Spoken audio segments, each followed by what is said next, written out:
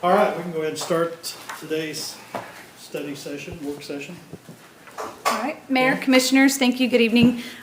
We are excited to have our Olson Engineering team here this evening, Shelby and Jeremiah, and I'll let them introduce themselves, of course, a little bit further. But we thank you for your time, but they would like to present their findings and strategies of our downtown strategic plan in a more condensed version than the full, I believe, 100 and some page version. So we look forward to that and offer up time for any questions that you might have. So I will let them take over. You bet. Hello, good evening. As Kim said, we're here this evening. We're excited to really walk you through at a high level the strategic plan that Olson has developed over the last year with staff as well as with the Downtown Advisory Board. And so with that, I'm Shelby Ferguson. I'm a lead planner with Olson Studio. And so I've been working with your stakeholders as well as staff throughout this process, and I'll let Jeremiah introduce himself as well. Hi, Jeremiah Keneally. Olson, I represent the traffic team, so I kind of primarily work on the parking portion of this study. Thank you. So really just jumping in, as you've heard, there's, we've got the parking, more of a transportation focused look within the downtown, as well as coming at it from my end, more of a planning perspective as well. So why are we here? What have we been doing over the last several months? And so we were asked to take a look at your downtown area. And so the bounds that we looked at specifically were that of what your downtown district is. But there on the screen, you'll see that we looked at 15th to the south, or 15th to the north, and then all the way to Kansas on the south, and then North Joplin Street on the east, as well as over to Walnut Street on the west. So really looking within that study area, we started to look at really what is your parking currently like? Is there adequate supply within the downtown boundary? And really, as you start to look at new growth and development over the next several years, what does that do to the impact of your parking in terms of spaces, looking at how you manage your parking, and just moving forward with that. And then really just understanding what the needs are. If there is enough parking, how do you continue to manage that? If there is not, how do you really start to look at your new developments and how they move forward? Do they bring in specific designated parking areas, or do you start to look out further within those boundaries of adding parking? So we really started to dive into that, and that's where Jeremiah's team really started to do a full analysis of what you have in terms of those parking. And then on my end, my team really started to look at the growth and the impacts.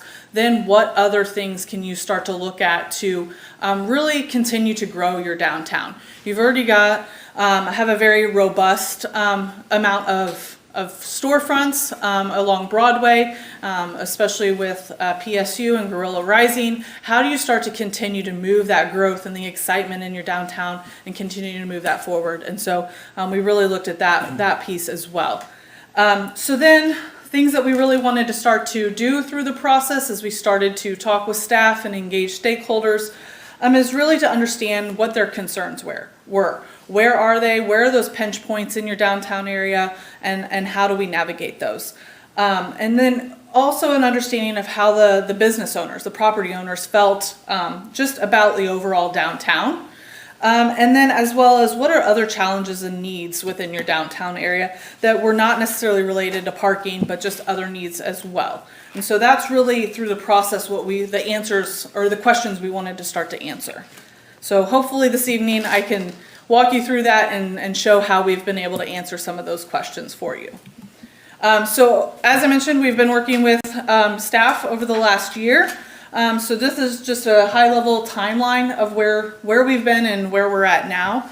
So we really did our discovery phase in that January to March timeframe of this year. And that was us diving in, looking at the existing conditions, really understanding, again, that parking analysis, and also just where your connection points are, how do people travel about, understanding what specific uses are in what areas. And so within the plan, you'll see that there is an existing conditions analysis. And so that all of that information that took place in that time period is located in that part of the plan. Then we have engaged with the Downtown Advisory Board and stakeholders throughout the process. And so we did that from January to August. And then we really started to fine tune and look into the plan phase. That's where we're really writing the recommendations, the strategies that we see coming out of the strategic plan from May to June. And then we did a refine period with staff as they reviewed it, and we made any edits and tweaks and make sure that the recommendations, the strategies that we were approaching with for your future growth is just really specific to Pittsburgh and appropriate for your downtown. And so we did that from that July timeframe to now. And then we're here this evening to present this to you all in hopes of acceptance of this as a plan for you all to move forward as your downtown grows. So the engagement that we've done with several groups is outlined here, but just high level. Really, we came down in April, and so on April 8th, we met with your Downtown Advisory Board and we did a visioning workshop. So that was a several-hour workshop where we started to really work with them and understand the issues and the opportunities within your downtown and starting to answer that question of what are their concerns? Where do we see opportunities, but where do we also see issues within the downtown that we could start to alleviate or resolve with the strategic plan? Then also in that stay, we engaged with several stakeholders and property owners. We held individual meetings, one-on-one meetings with 24 different property owners. And again, started to really dive into what are the impacts of growth on them as business owners, or what are they experiencing as a business owner currently within that boundary area. And so we started to really understand what the themes are or the key findings were in terms of existing conditions. So then we started to went back, worked through the analysis more, started to really dive into the parking piece as well. And then we came back in May and we held a 2-day planning and design charrette. And so that was with the Downtown Advisory Board as well as the property and business owners as well. And so we had 27 attendees attend that 2-day charrette. That's where we started to really ask questions, look at opportunity areas, look at very specific types of developments that could potentially come into the downtown area. And then Jeremiah's team really started to look at those as saying, okay, if a sports facility comes into the downtown, these are the impacts we're going to see in terms of parking. If a community center comes in, what are the impacts in terms of parking in these specific areas? And so we really started to look at those, draw on maps, and see what those potential solutions would be, and also what those impacts in terms of parking were. So as you see, a common theme here, we really wanted to get an understanding of really how the parking is impacted with your growth and development over the next several years. And so then with that, on the second day in the evening, we held a community conversation or a public open house where we had about 50 individuals varying from the stakeholder group as well as the public come out and look at what we had developed during that charrette. And so that's when we started to really start to see comments go up in terms of on all of our concepts, started to have those conversations with other individuals who not only were part of the stakeholder group, but also the public who then could say, yes, I experienced that just as much as that property owner does. And so we were starting to see those key themes start to shine through even more. So then everything that was presented at that public open house as well as at the design charrette was put online for a virtual open house, which was open for 2 weeks. So from June 5th to June 19th, we had that available online for anyone who wanted to take their time and look through it and provide comment online. They were able to do that. We did receive 92 responses to the material that was online.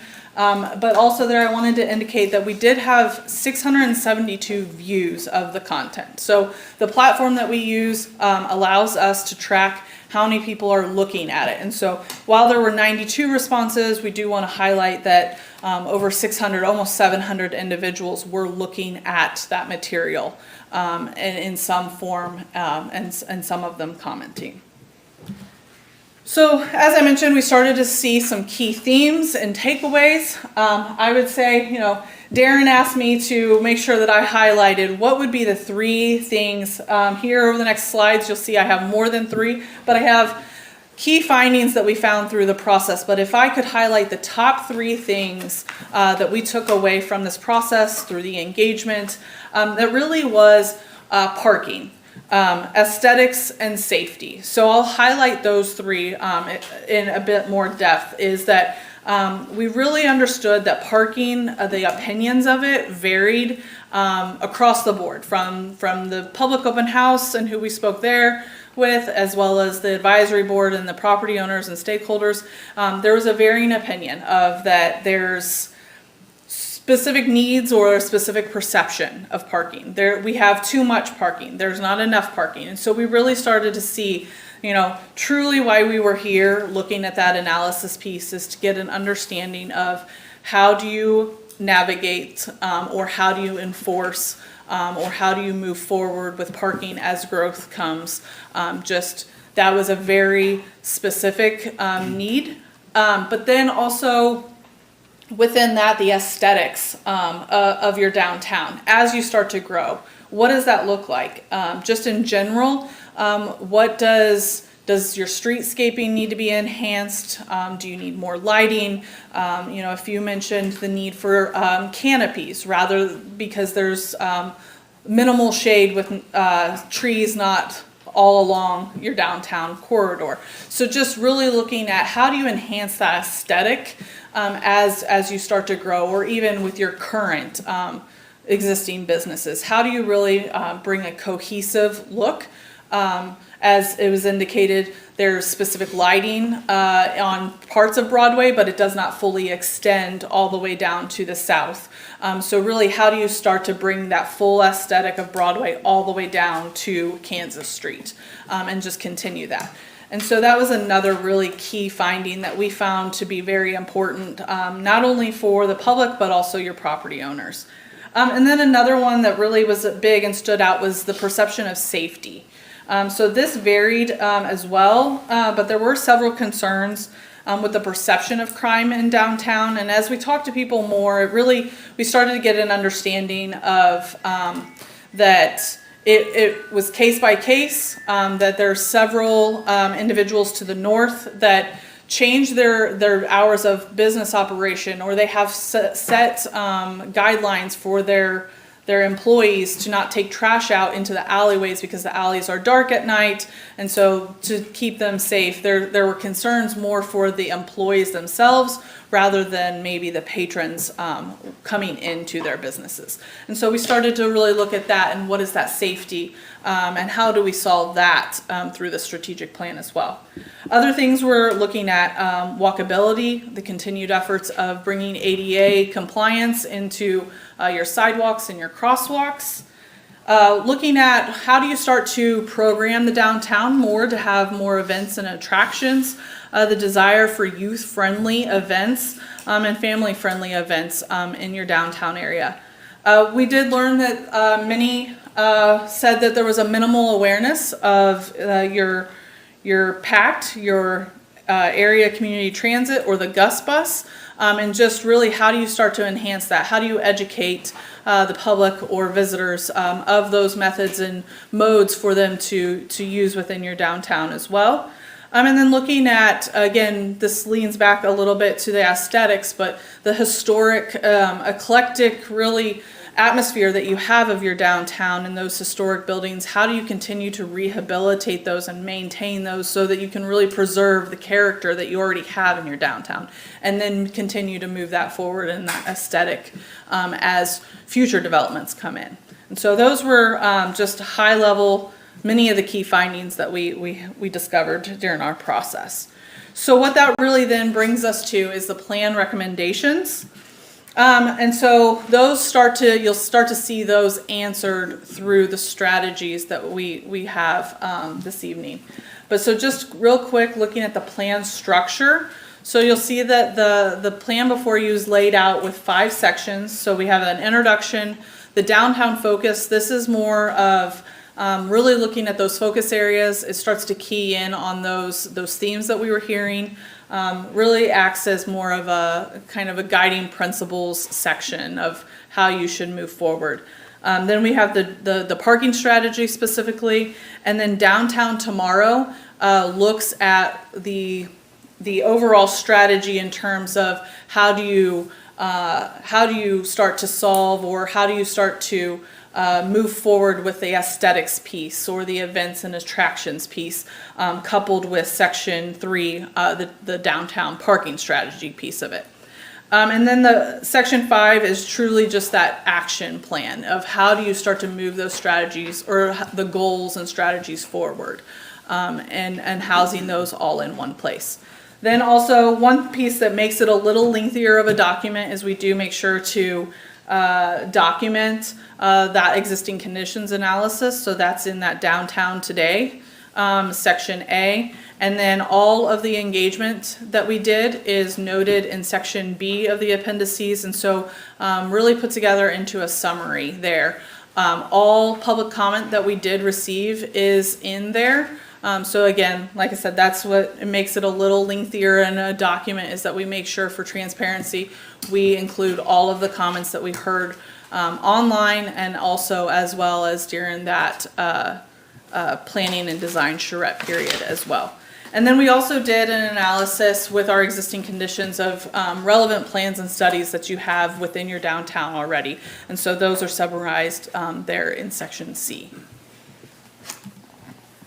So as I mentioned, the downtown focus areas, we started to really, these are the areas that we wanted to make sure that the strategic plan answers or moves forward. And so really building off of those key themes is looking at storefronts, access and demand. So how will the future developments impact parking availability in downtown?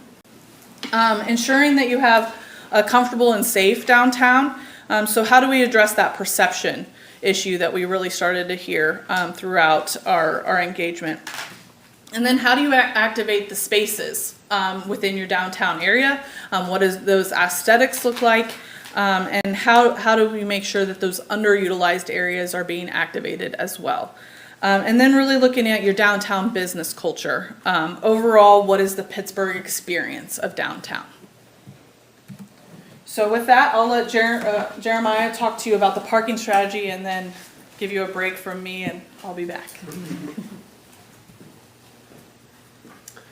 Yep, thanks, Shelby. So like I said before, I kind of led this study from the parking and traffic kind of standpoint.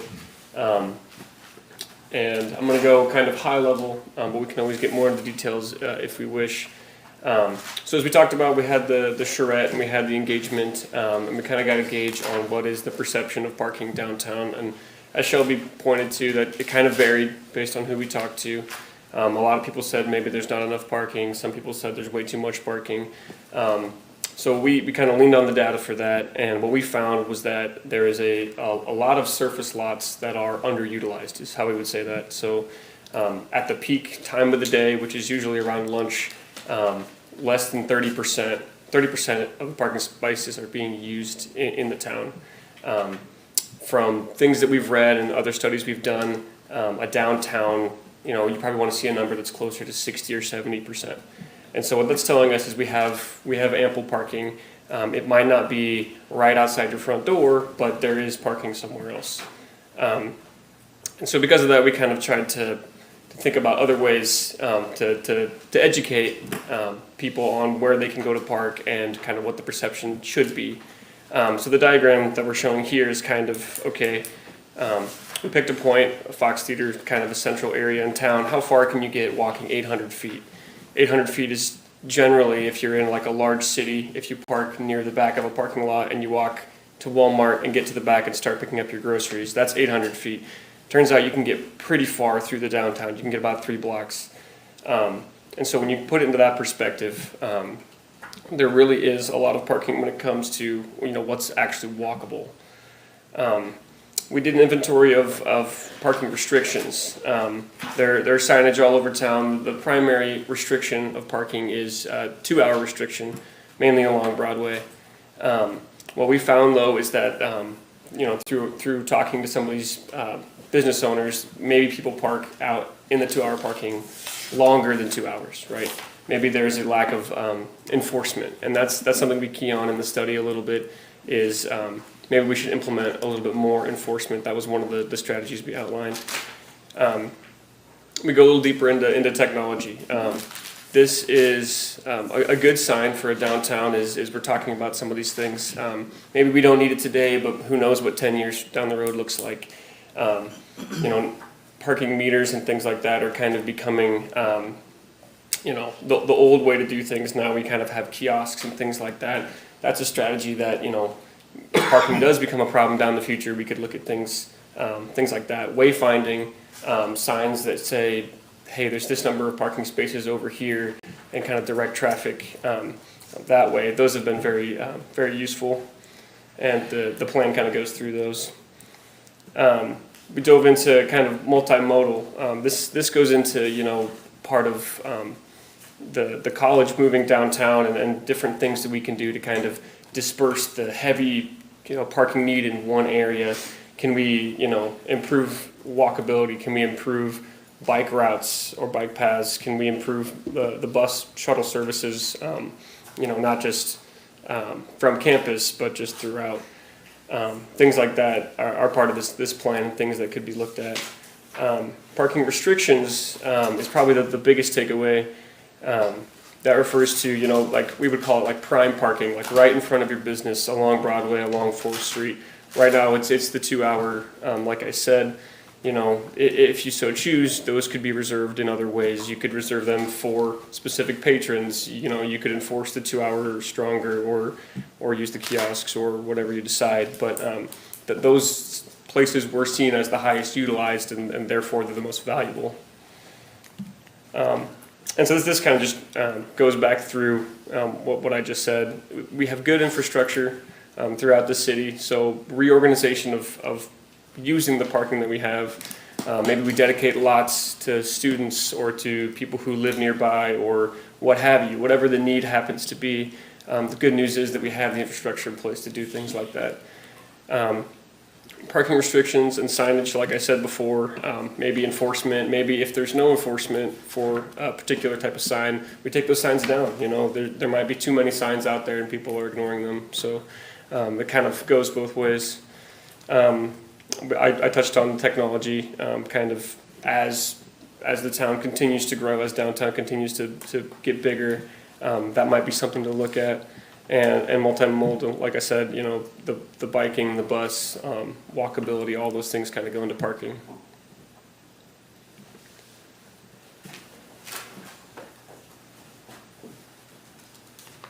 So as we start to look at the other piece, as I mentioned, so Jeremiah really covered the strategy for parking, the options that you all have as you start to work through that strategy piece of it. Which pieces of those do you decide to implement? Which areas? One part of Broadway may require less signage, whereas you know, your side streets may have you know, well, actually it'd be the opposite. So you may have, you know, less signage or restrictions or enforcement on your side streets, but then more enforcement and really enforcing that 2-hour parking requirement along Broadway. Wherever you choose to use each of those options and the strategies within the plan, those really are going to be fluid in how you all as the commission and staff see fit as that development comes in. What's working in certain areas may not work in others. So we've really set this plan up to allow you to have a menu of options. And so it's not just set in stone, you have to do this in this very specific area. A lot of the recommendations come with that caveat of, okay, we could try this and see how it's working, and if not, there's another option within the plan as well in terms of a strategy. And so really within this section as well for the Downtown Tomorrow, we started to look at how do you start to enhance that aesthetic? How do you really focus in on that business culture aspect of it? And really partner pieces with the parking. And as developments come in, what are you going to do in terms of options? And so the first thing we wanted to focus in on is alley activation. So again, looking at those underutilized areas and the potential, as well as then it assists in improving that safety element that we heard about earlier.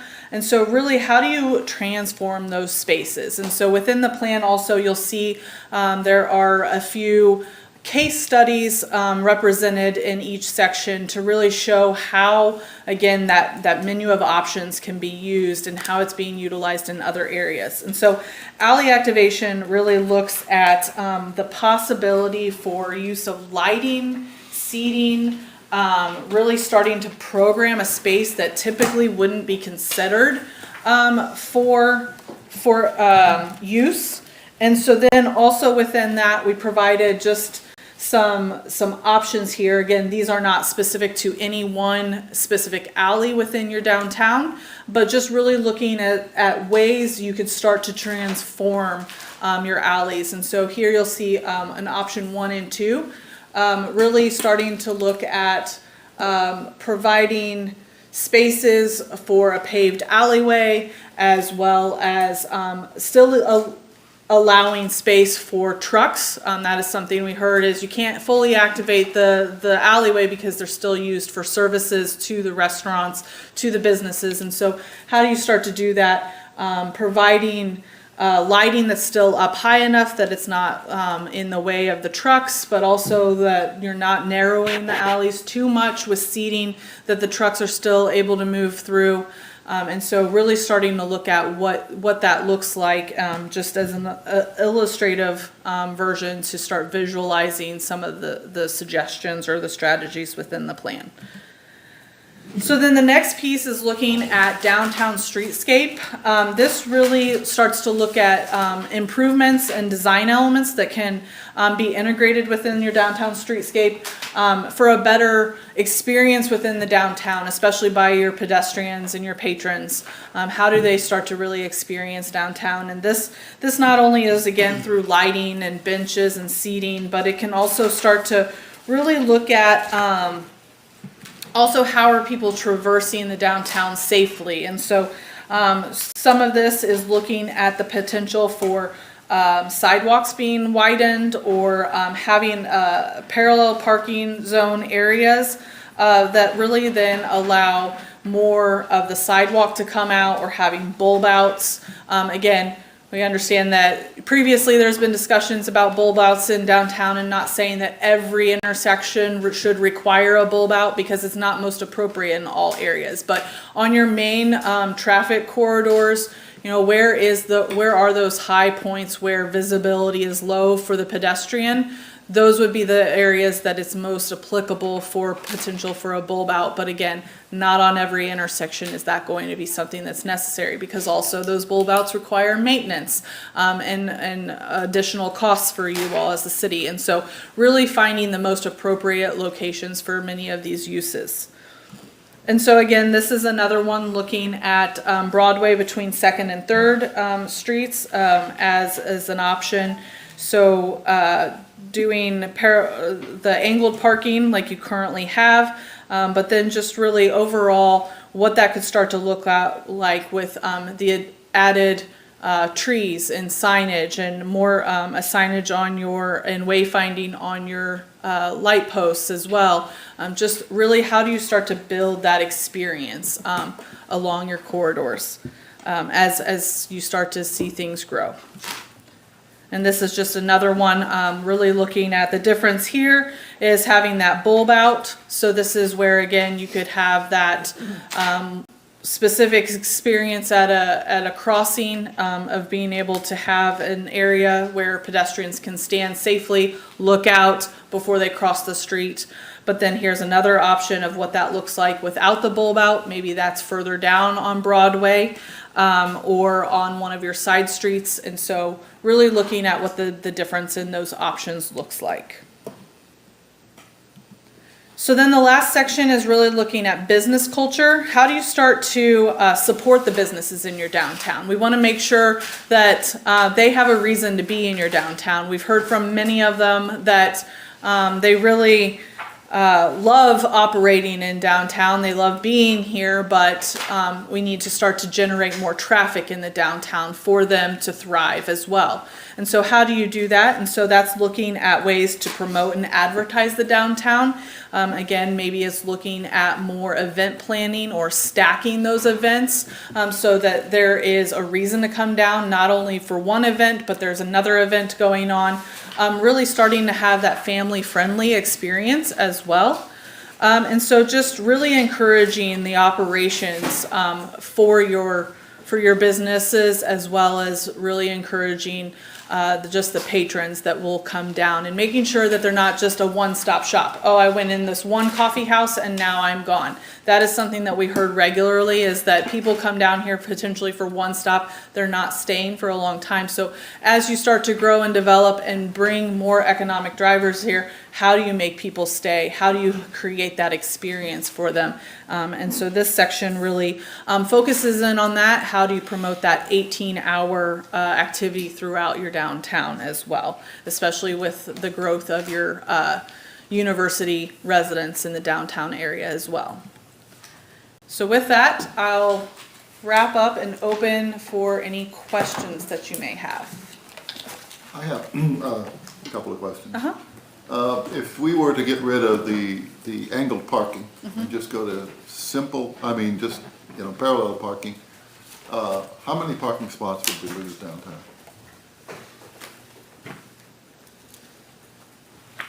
You lose quite a few, but nothing that couldn't be taken by. Is it like a service 2-for-1 lines. ratio? It's probably not 2 to 1, but it's, yeah, I would say probably 2 to 3, somewhere in that range. Yeah. Okay. And the other thing I'd like to ask is, there are a couple of places you mentioned in here that the signage downtown, in the downtown area is not adequate. Do we have signage for the Pittsburgh Transportation Service that we have? Like a bus stops here at such and such time or anything like that? Is there? Yes. I would say it is there, but I would say it's not, I think, as well known, or it could be enhanced to be more. Well, it's not, if I haven't seen it, then that tells me Right. that it's not Yes. terribly visible. It's not visible. I think those users are aware of it, but there's definitely the need for education on where that signage is or where those stops are, as well as just an education component in general of what the services are and who can use them. So. Okay, thank you. Well, several questions. It sounds like our main concern is traffic, parking, and safety. And I do know it's a perception, well, it's not a perception, because we do have crime in our downtown areas. I've talked to several businesses. They've spent thousands of dollars for security, for lighting. I like the fact that, lighting is what we need downtown and in the alleys. It's unsafe for people to, like you said, to get off work at this time of season, and it's dark, and having to go in a dark spot. Right. There is some things I do like that you pointed out and you didn't touch on. Maybe you will later. I like the idea of, and it used to be, we had extended hours one day a week. Like, I think it was on Thursdays. We had businesses that stayed open. I like the idea during Christmas, you play Christmas music downtown so people can shop. And one thing I am against is a downtown convention center. You pay for a study, and the study said the best place to have that is at the casino. I think you go trying to stick that downtown, there's already parking issues, and that's just gonna compound the problem. How do we get people to stay longer downtown? Well, if we have a 2-hour limit, which we should have, and you go from one shop to the other, that 2 hours go by pretty quick. Or is there 2-hour parking limit in our lots too, our parking lots, or not? Is there a limit? That'd be primarily along the streets. Yeah. Just on Broadway? Mm-hmm. All right. Yeah, I think 4th Street also might have it, so. But there is a lot of good stuff in there, like I said. I think this is just maybe some ideas as we move forward that Absolutely. we might want to consider, and some stuff that me personally doesn't think is a good idea. But Right, yeah, and that's absolutely, like I mentioned, just really want to make sure it's clear and understood that, you know, this truly is a strategic plan for as that development comes in, whether it's a convention center or not. You know, the plan specifically does not identify specific uses or anything that should specifically come into the downtown, but as that comes in, really how do you start to work those components of making sure that you have still the downtown character that you have currently and enhance that, but not let large developments come in and overshadow and take away from that. But then also, how do you keep people here for longer? that's what I was going to So- say. We don't want to lose our existing business. Exactly. When you have new ones coming in and competing for parking, Right. so that's a big issue we need to have. But if you don't have a convention center in the downtown area, all your money's gonna go out to the casino area, whereas it could be spent downtown, Well, in the shops and places like that too. the casino is still part of the city of Pittsburgh. We annexed that in, and it's not that far to go to the casino and then also come downtown and shop, so. I know we're about out of time. I had a question for you on figure A7 on the parking supply by location. It's a pie chart. You had 625 on-street unmarked. What would you consider on-street unmarked? Yeah, so the 3 categories there, right? We've got a surface lot, that's obvious. We've got on-street where there is pavement markings outlining. Those are normally parallel stalls. And then you have places that you can park. There's no signs that say you can't park there. Maybe people don't know that they can park there, but you can, right? And when we put this together, we had a large kind of GIS database that the city helped build. And they themselves outlined, hey, these are places that you are allowed to park. And that was kind of part of the charrette. That was a big surprise. People didn't realize there were that many other spaces maybe they weren't considering. 34% of our, Yeah, it's pretty much a third each, yeah. yeah. Okay, thank you. And I do think, I told Ryan, if you guys have questions, I know they need some time to switch over between this and the meetings, so. We can ask them later. We can ask you later during the meeting. Unless you think otherwise. How much time do they need? He said like 5 minutes. Okay. If you have a couple more questions, you have 30 minutes. How many business owners or property owners did you contact over all of this? So we had the meetings with 24 individuals, and those are the ones that opted into meeting with us. But I would have to ask Sarah how many more we reached out to. Because everyone in the areas where the maps were, how many businesses or property owners did you notify compared to how many showed up? So I can speak to that a little bit, Cheryl. So I've been helping with Jared Wetzel, our new public information officer, as part of this process to notify as many people as we had access to. So our stakeholders, obviously, city commissioners, downtown advisory board members, the downtown business owners, whoever we had contact information for. We also worked on a mailing list to send out postcards. You may have seen some at your dais when we were getting close. We were handing them out by hand, but we also sent to about 200 addresses within the downtown overlay district so that anybody in the downtown would at least get a notification. We've got a couple of different newsletters that we use. One of them is a downtown advisory board newsletter list that has about 200 recipients or subscribers. We sent multiple notices there, but in every situation, there's always going to be an opportunity where we might miss somebody. So one of the things that we did is we did a wide net to try to capture everybody in the community, not just people in the downtown district. So we worked on making sure it was posted to the city's website, our social media pages like Facebook and Instagram. We posted flyers at about 60 different businesses around the city, not just in the downtown. We made sure it was in the Chamber of Commerce newsletter, our city event calendars, and then we also did kind of a publicity tour where we did interviews with local media stations, KUAM Morning Show, press releases to the Morning Sun, and some other TV stations as well. The two maps that are in this the book you gave us, page 25, and then again on page 827, do they contradict themselves as far as the hotel convention center there on both of those? It shows it next to the College School of Business, but then the other one is where it was originally, next to the Best Hotel. So do those two contradict?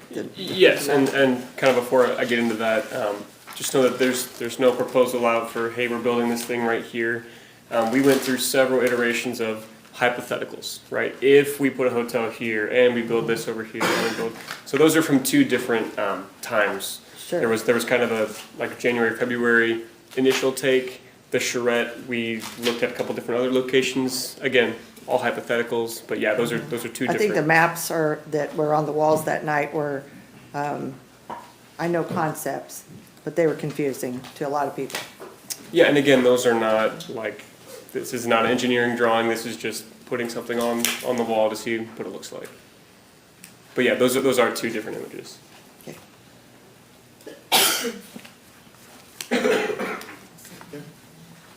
Thank you very much. Yeah, let's take a 5-minute break. Thanks, y'all. You mind hanging around until the agenda item comes up, and maybe there'll be some more questions?